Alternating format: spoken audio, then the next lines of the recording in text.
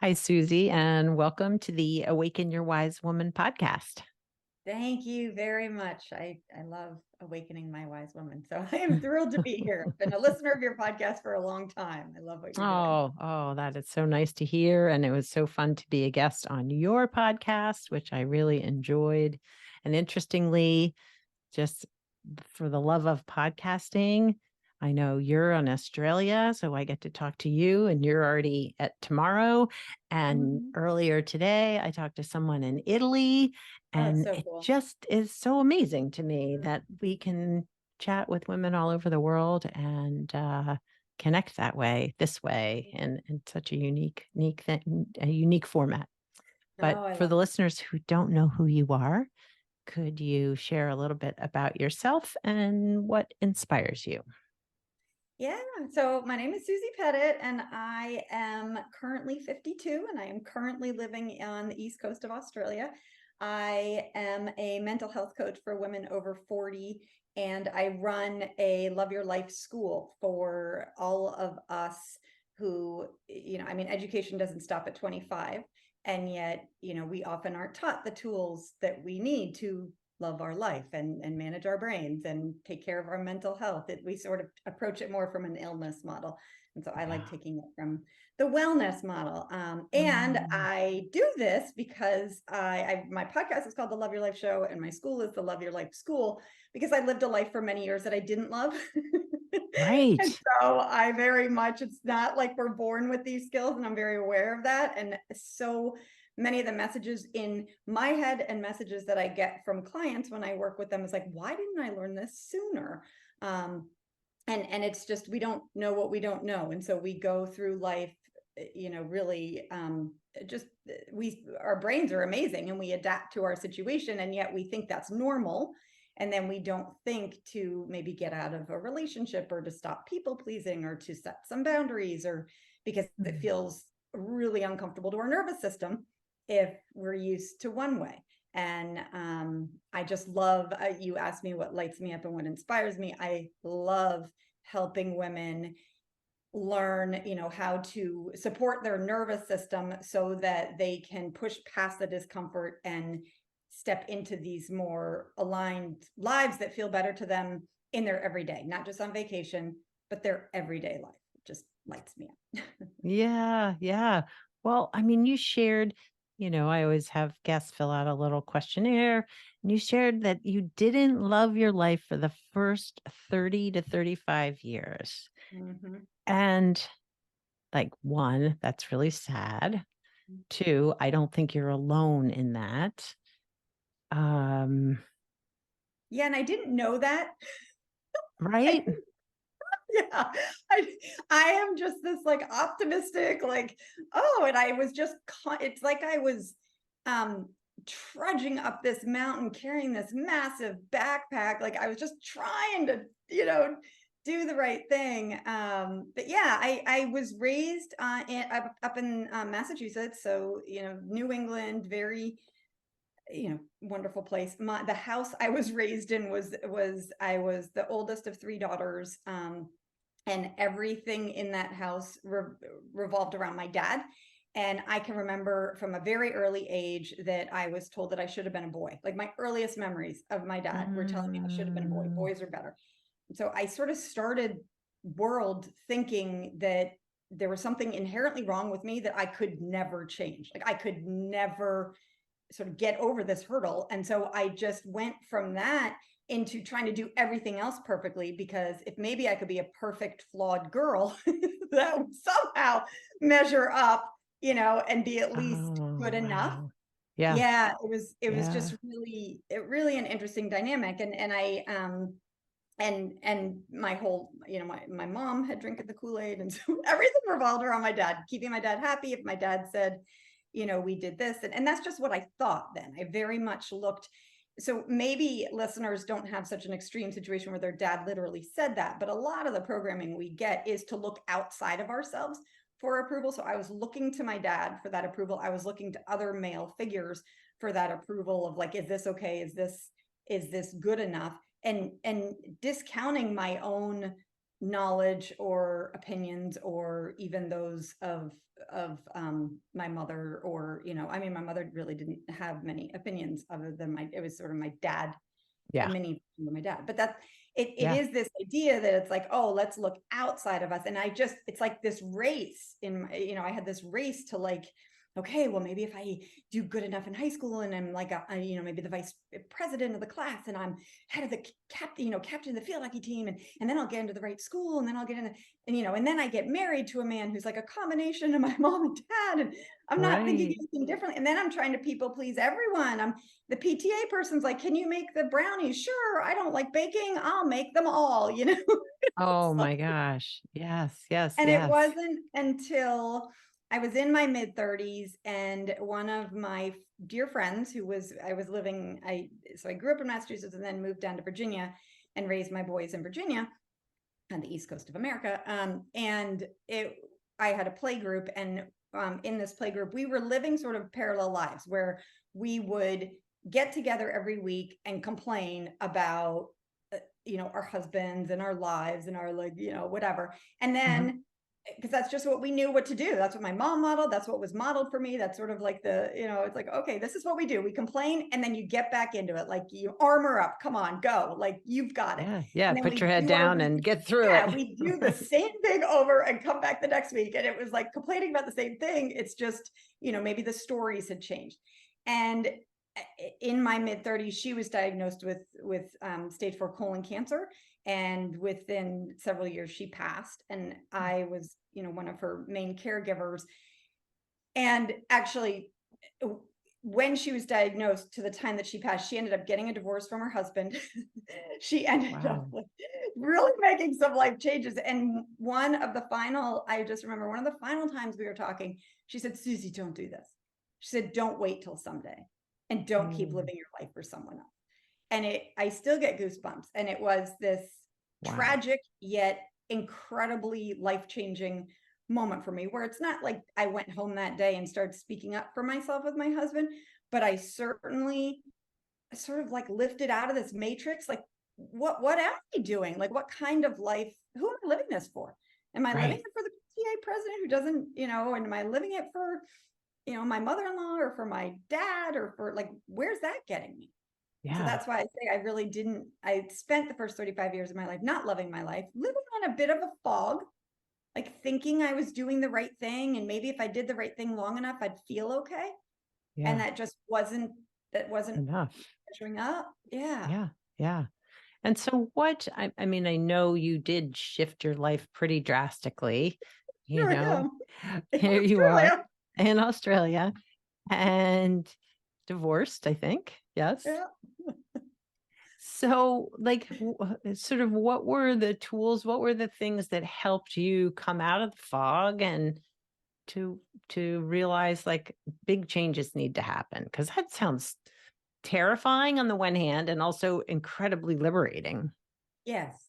Yes. On this side of it, I can say it's incredibly liberating. I'm living on the other side of the world in a business. My dad, one of the things he said is women can't do business. So I was a stay-at-home mom, like, Wow. it, and I have a thriving business. I am married in an incredibly healthy, non-codependent marriage. Like, I have 5 sons who I have raised to be yeah, it is significantly different. And I also want to say that if anyone has heard my story, where I am now, and like sort of the extreme about face from where I was, is not common, nor necessary. Because to answer your question, like, how did I get started?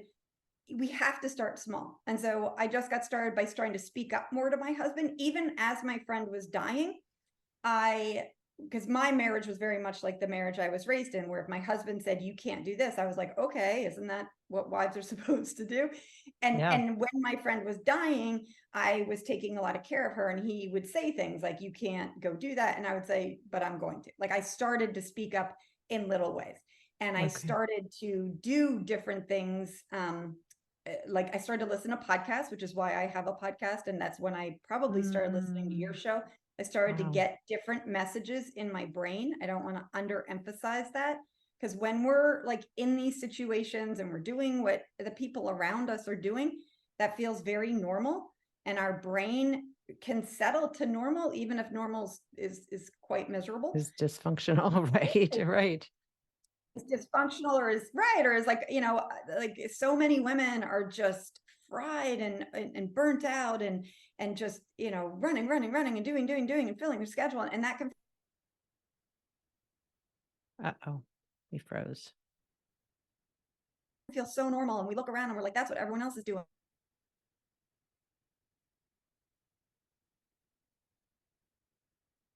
We're having some connectivity issues. I don't know. I don't know.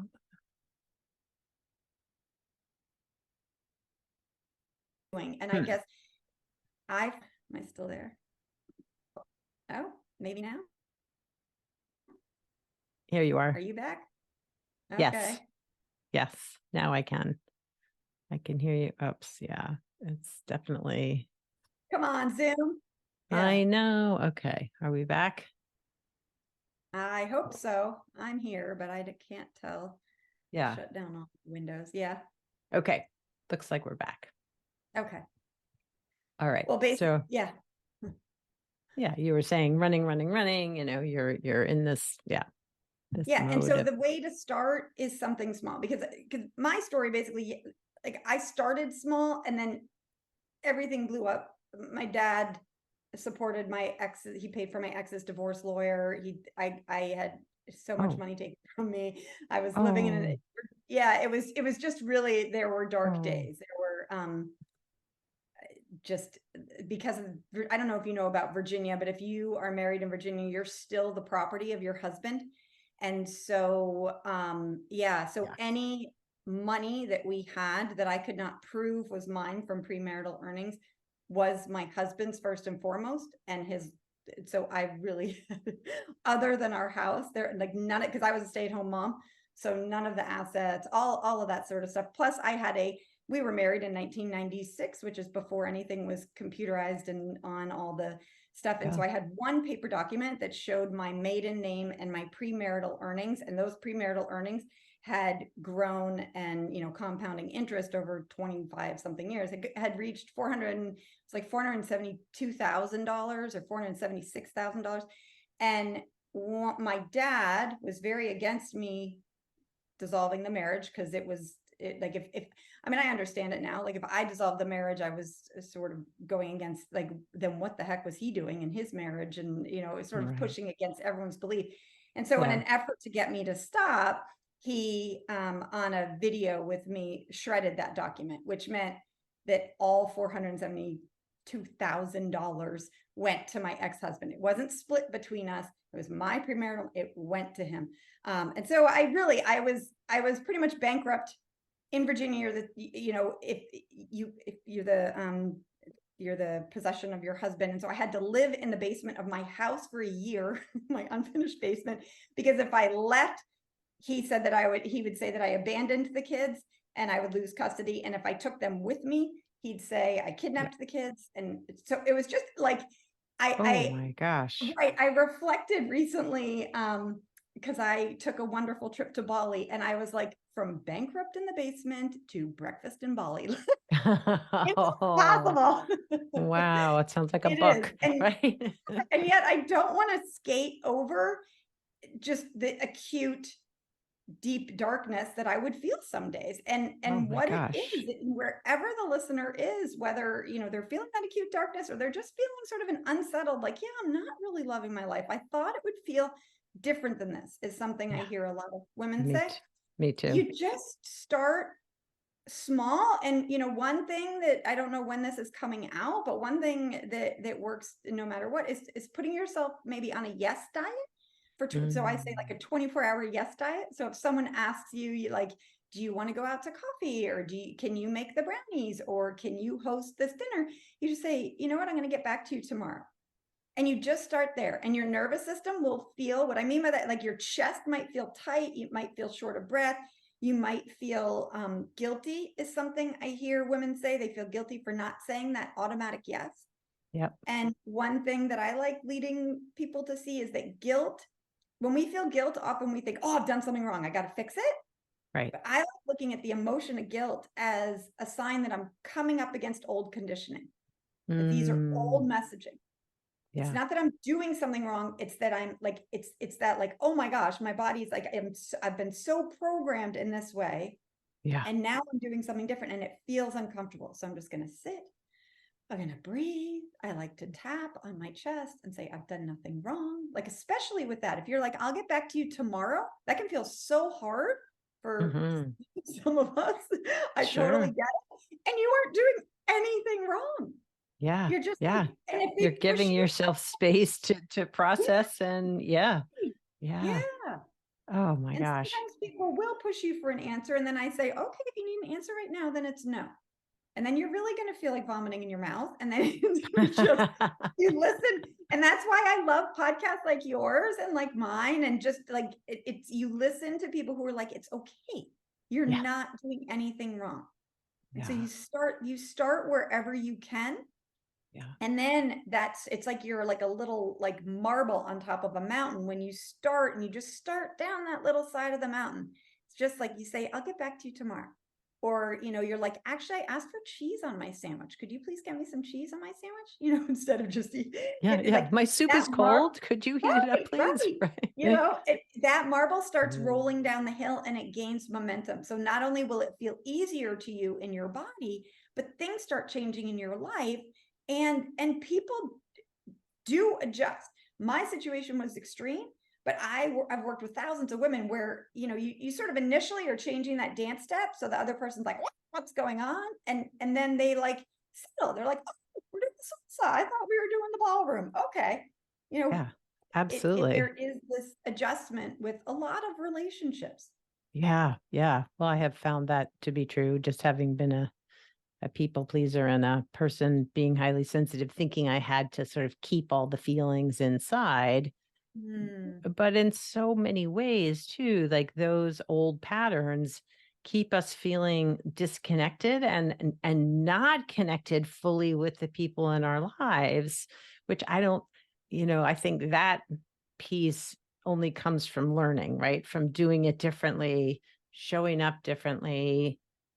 And if the people in your life aren't meeting you there, then okay, that might be something else that needs to go or reevaluated or Yeah, and that is one of the things that I hear so often from women, that like people don't know the real me, women and men. People don't oh, know the real me. And you right? know why?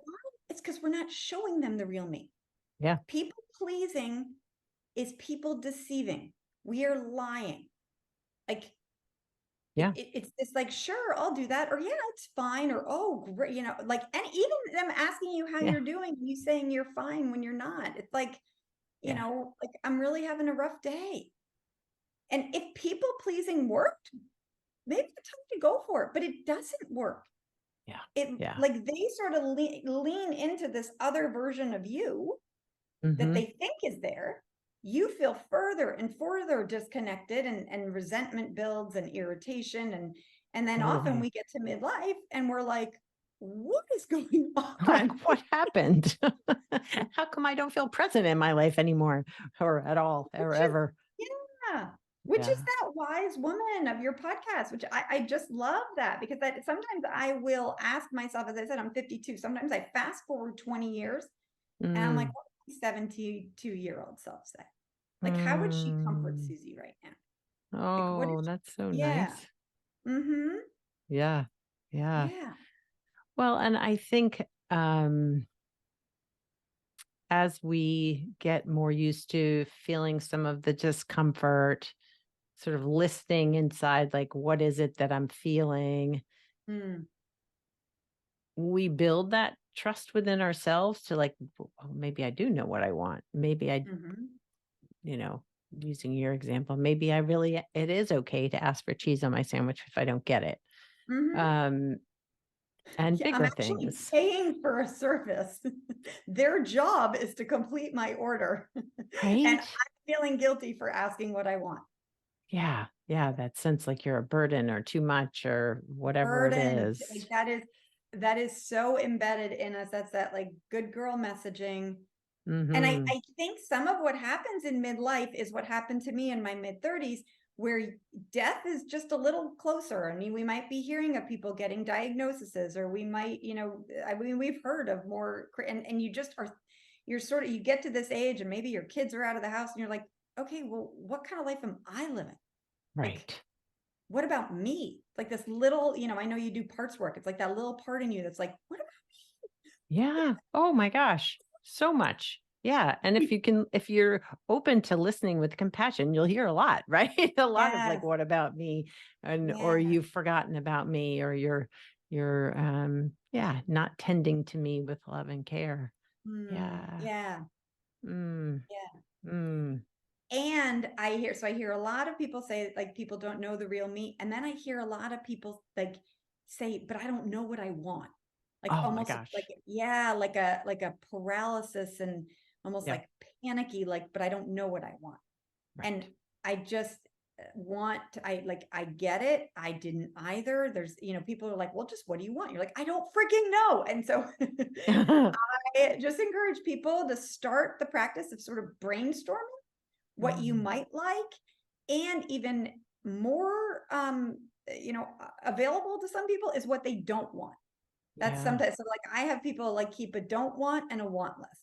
So maybe they're Mm, like, I don't know what I want. Like maybe I want another shirt, but I, not, or maybe I want more connection with my husband, but I'm not sure, like, but I know yeah. that I don't want to be arguing so much, or I Right. don't want to be pressured to go to this thing, or I Right. don't want to feel how I feel when I go to bed. Like Mm, both, both sides are going to be, learning opportunities. yeah. Yeah. Shed some light to what's happening inside. Yeah. Yeah. It feels like it must have been so scary to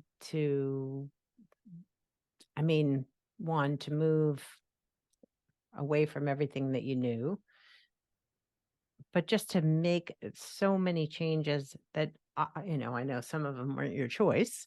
Um, but to take these first steps must have been a little bit scary.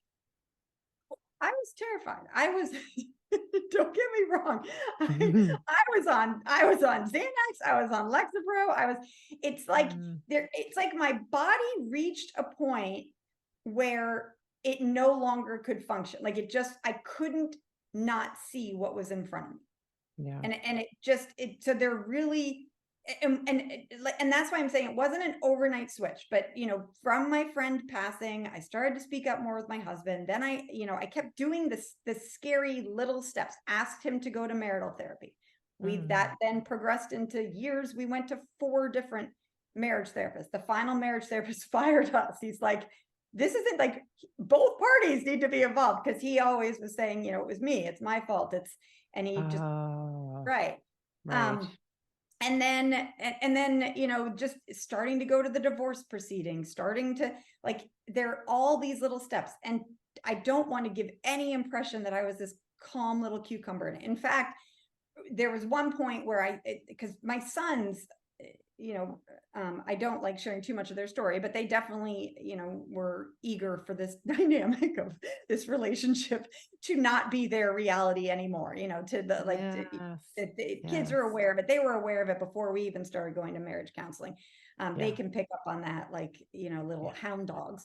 Yeah. And I just remember one time I went to my lawyer thinking that I was already living in the basement at the time, and we told our kids, mom's back is bad. And then eventually, like, we thought we were sort of near the time where we would move out.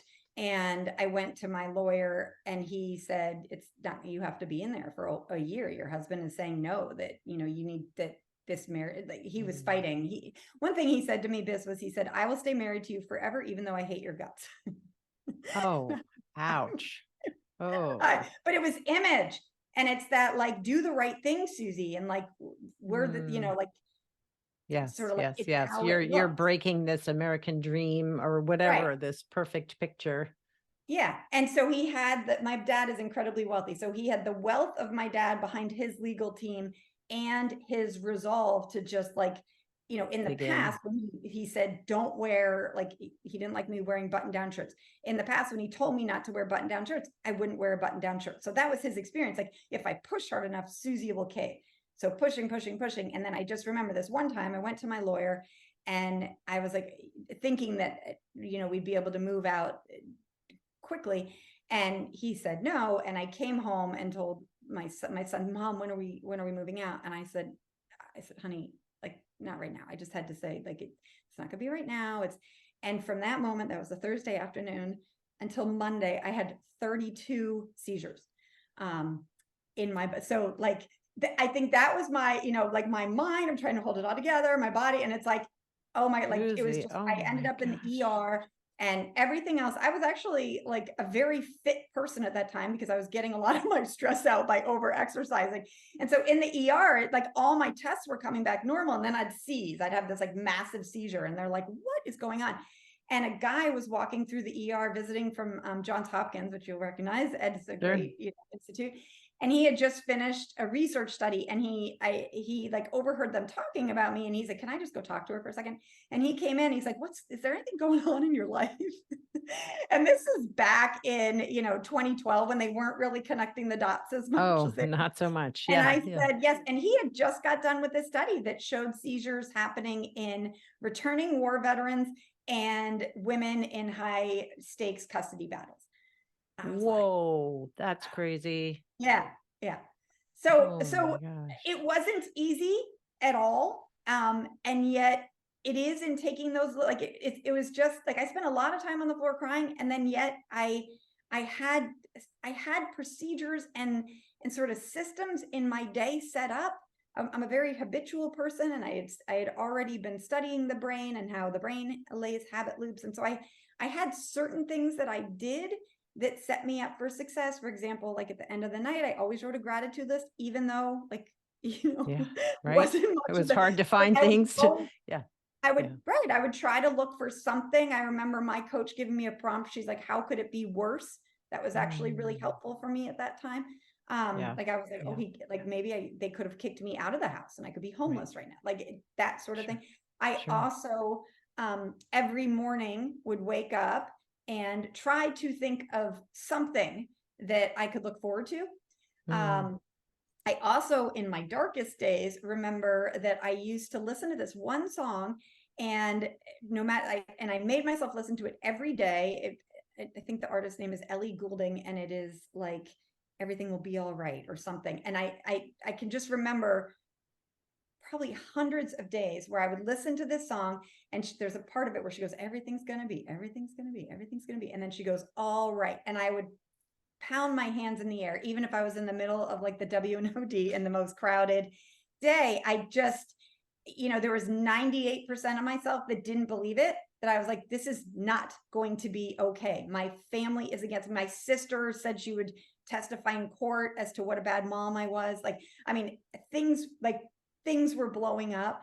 And yet it was just like, it's like when you have that glimmer, you have to hold onto it with your whole might. yeah. And Yeah. Well, I just feel like there's this part of you that was so determined to live a better life, to do things differently that like throughout, I mean, it sounds so heartbreaking and terrible that your family turned against you and your husband, quite frankly, it yeah, sounds like he was a dick. yeah, But um like that this part of you just kept striving and kept hope. yeah. I mean, at the time, and I need to say, my husband, like I do, he was just far down on that emotional immaturity scale, and he married this woman who was this shell of herself, who was this like I people pleased my husband, so he married this version of me that he Yep. thought was real. And if he says wear a button down shirt, and I'm like okay, then he thinks I'm fine with it. Right. So, yeah, like there was emotional and verbal abuse as we started, he sort of lost his shit as we were moving through it. But I can understand, and I can understand my He's dad's like, what reaction. happened to, he's like, what happened to my wife?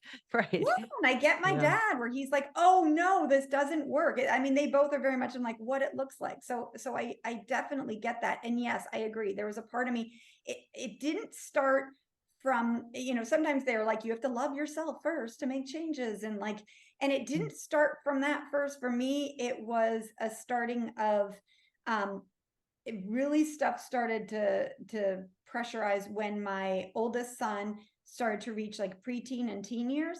And I just in my head knew that I did not like the parenting he was getting, and the sort of feedback he was getting. And so it really started as this like mama bear type Yeah. thing, like, oh no, I am not having this. And then it definitely, like when I sort of I went to marriage therapy thinking like, oh, okay, this will work. Like, awesome. Like, of course, like who Yeah. wouldn't like, want to change and get better, like Of I said, it's such course. like naive little, and and so that Yeah. sort of started because I was like, I want a different marriage. Like I'm raising 3 boys. So what Yeah. can I look at here? I came from a male dominated household. I married a male, and I don't want this. I don't want to continue this. I don't. Perpetuated or right. Right. And so like my motivation started from outside of myself, as I had been trained to do my whole time. Yeah. Yeah. And it wasn't until I got out of that environment that I could then turn and start healing myself. But yeah, I'm like, whatever motivates people to take a step forward towards growth, go for it. Because we Yeah. are either growing or shrinking. Like I very easily at so many different points could have it would have been easier, quote unquote, to go back and said, okay, I'll stay married to you forever. I'll keep the money. I'll keep our house intact. So many people are like, don't do this to the kids. I'm like, Oh so my anyone gosh, I listening out hear there, that. please don't say that to people, because my kids were being harmed more than they can understand by staying in it. Sure. And but it is that like that would have felt easier to my nervous system, but I don't know what would have happened to me. Like Right. Right. I would have had to kill off a part of myself. And we know there's productive discomfort, which is what I was definitely feeling.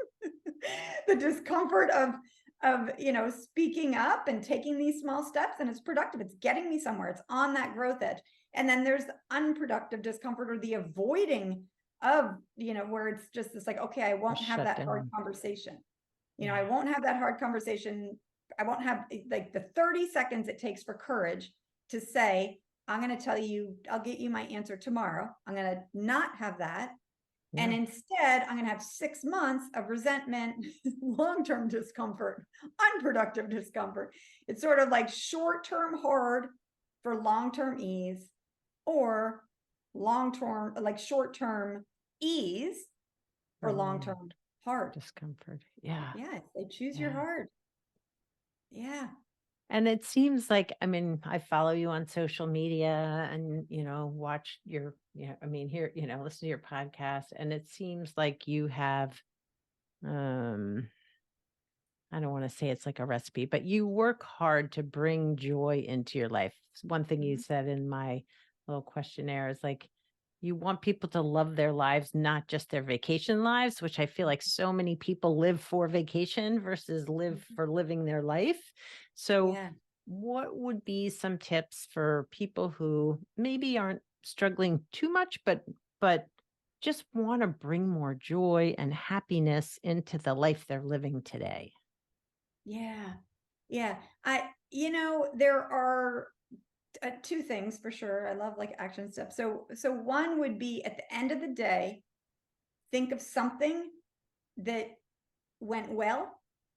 Something like I like pairing things together for habit formation: pride and pillow. So when my head hits the pillow, I think of something I'm proud of myself for. Mm, Nighttime is a time where our DNA brain is like, our wired brain is really into anxiety and thinking of, like our old cave women self, we had to look for everything that went wrong. So I like to yep. go over that programming. And when I'm lying back, think of something that I'm proud of myself for. Mm, Pride sometimes can be too big a jump for some women. So even just thinking of something you're grateful for. yeah. And that's a really good start. If they Yeah. want to write it down, even better, because when we write, there's something neat that happens in the brain, and just like, Yeah. something that you can write, something that you're grateful. I like doing GTP: grateful, thankful, proud. I sort of Mm, warm up my brain with like grateful and thankful, which are essentially the same things. And yep. then the pride sometimes can come a little easier, where it's like, what Yes. did I do well today? What went well? Because there's always something that went wrong. And I guess that's my second piece. So have some sort, like, that would be a great starting point. At the end of your day, reflect. Grateful, thankful, proud. What went well today? Like, what is Mm. that one little piece that like you could say you did well? Like maybe you ate, 10 Oreos, but you didn't go out and get more Oreos. Go you, or maybe you Yeah. like drank one bottle of wine, but you didn't drink two bottles of wine. Like we're just looking for that gain. When we're focusing on what we're doing wrong, we're not going to have progress. Yeah. So that's one part, is to just, that would be great to add in. The other thing that might be hard to hear, but it is just a reality, is that life is never going to be all joy and all rainbows and daisies. It is, That is so it is true. never, we are never going to be 100% happy, nor do we want to be. We would be some sort of psychotic person. Yeah. So even me, like, and I try to be clear with this on my social media, like I am living my dream life. I am living with my dream husband. I am not settling in the areas of my life. I am living on the beach, something I never thought possible for me. I am, addressing aging in a way, like I'm just doing all these things. And I still have days where Yeah. I'm like sad or crying, or I'm finding drama, and like life is 50-50. Yeah. There's also like, and we wanted to, because of that productive discomfort. If we didn't have we are either growing or shrinking, is something people sort of skate over. But I'm like, so we're either, if we're shrinking, if we're not going after our goals, if we're not, as women, whatever our ages, if we're not sort of living into our desires or having some sort of goal, Mm-hmm. we're avoiding that goal. And then we're feeling flat, burnt out. Who am I? That's discomfort. So Right. that's one kind of discomfort. Or if we are going after our goals, I opened the Love Your Life School in September. That's, I was like, what am I doing? Oh my gosh, there's so many things to do. And like, so that wasn't a comfortable feeling state every day for me. Yeah. But I was going after I was, so like, even though it's like, oh, today I'm feeling some stress, or, oh, I'm like, it's not going to be better there. Yeah. And yet we can bring tools in. So there's less of this unproductive discomfort Yeah. and more of the productive discomfort that leads us. So, happiness, I like to point out to people, there are two parts to it. There's the feeling Mm-hmm. of that we feel in our body of joy and happiness. The other part, and Oprah just co-wrote a book with Arthur Brooks about this, the other part is this: while living a life in alignment, like we're in alignment with our values, or we're working towards some purpose or goal. Yeah. Yeah. Now that sometimes can paralyze. They're like, I don't know my purpose. I'm like, it doesn't need to be like saving world, hunger or something. Right. Like your Right. purpose might be to just, I'm like, any goal, any desire you have is worthy. Yeah. Maybe you do want to get into better shape. Well, start there. Just have something that you're working towards. Yeah. Well, and I think that's such an important message, that like it's not all rainbows and sunshine, right? Like that No, life can be hard. We all struggle. And the balance between, yeah, as you said, the productive discomfort that we're growing, we're moving, we're changing, we're moving towards something, versus just staying stagnant and just allowing that discomfort to sort of rule our life. Yeah. yeah, I mean, it's so funny because I work with a lot of moms, even moms whose kids are out of the house, and they're like, I just want my kid to be happy. I'm like, but you don't really, because our kids are happy sitting on the couch playing video games, eating Cheetos. Like, is that what you want? Like, is that a life well lived? Like, they're not, that might work, but that's not, like, we want them to feel nervous when they're pushing themselves to maybe give a presentation in class. Yeah. Or we want them to feel disappointed when they don't get the job interview. So next time they prep more and get, present themselves in a different manner in the job interview. Yeah. We want them to Same be goes for us. resilient, to get through the hard stuff so that they Mhm. have a productive, fulfilling life. Yeah. Yeah. Yeah. And that's the same for us. Sometimes we can see it with our kids, but then for us, it's like, oh, right. Like me too, working. Like if you're going to start anything, Yeah. we're going to feel that discomfort. Yeah. And if you had a piece of wisdom that you thought was important to share with the listeners, what would that be? Listening to the thoughts that you're thinking in your head about yourself, your inner Mm, voice. yeah.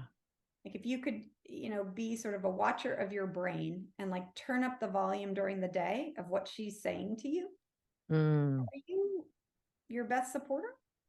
Or yeah. are you just a really, mean critic? Or is there somewhere in between? That has been one of my greatest joys in the past 2 years, sort of since empty nesting and taking this big move to the other side of the country and having a whole bunch of things, like I don't have any friends, like, I mean, I'm working on making friends, but like, there's a lot going on in my life. Sure. I can be like, to know that I have the biggest supporter of me in my head is so helpful.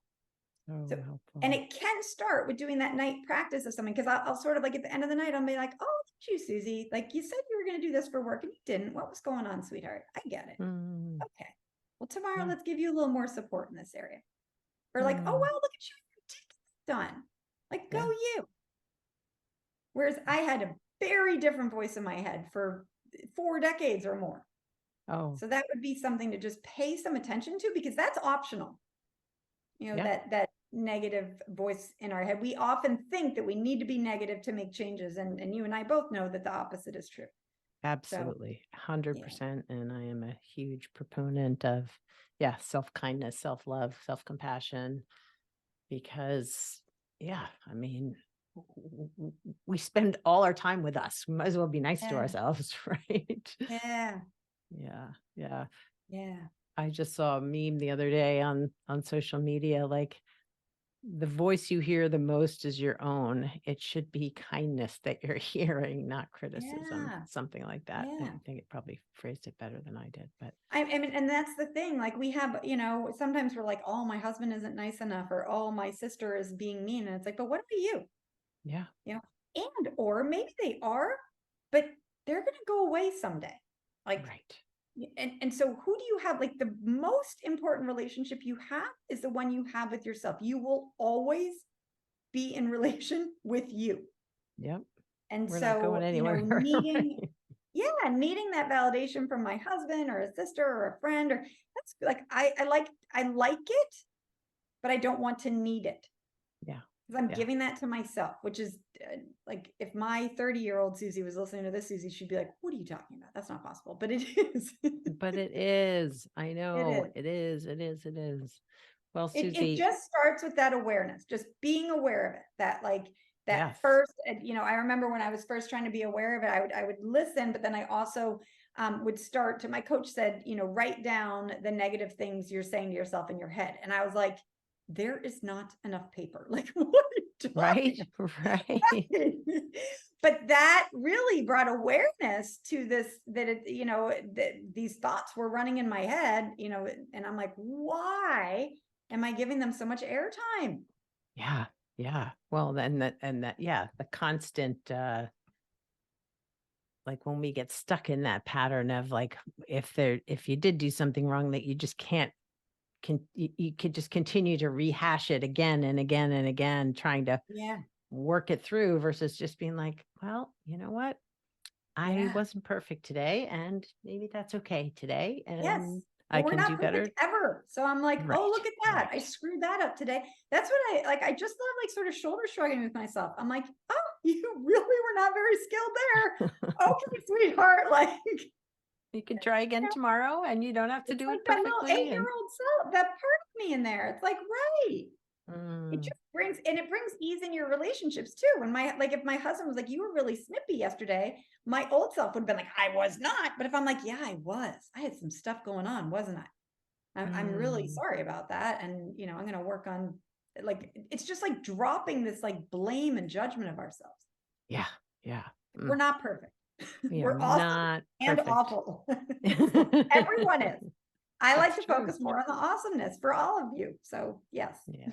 Lovely. Well, thank you so much for being a guest today, Susie. It was really, it was great. It was a great conversation, and thanks for sharing about your journey. And I know we will connect more out there in the social media world and virtual world. So I love it for sure. I would love listeners. I have the Love Your Life show. Yes, please. How do people find you? And I have my Love Your Life school, which it's just the loveyourlifeschool.com. They can see if it's open for enrollment. I'm playing around with having it open all the time, because I just love teaching things in there to help you. I can bring you in wherever you are on your journey and help you out. Also, I wasn't sure where this interview was going but a lot of what comes up for people is is this people pleasing and sort of putting our self-worth in someone else's hands? And so I have a quiz that's how codependent are you? That your listeners could get for Yes. free if they want. And that's just my website, smbwell.com/coda, CODA. No, I'll do /Elizabeth is what I did. Duh. How about I do Awesome. /biz? Perfect. Yeah, Perfect. That'd be /biz. great.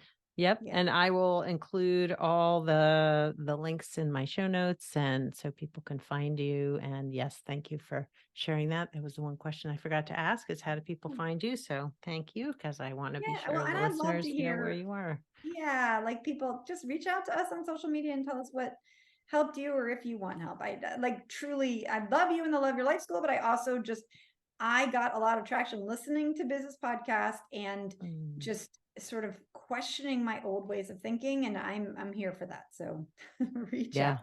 totally. All right. Well, Yeah. thank you, Susie. Thank you. Thank Thank you. you. And we Yay. will see each other soon.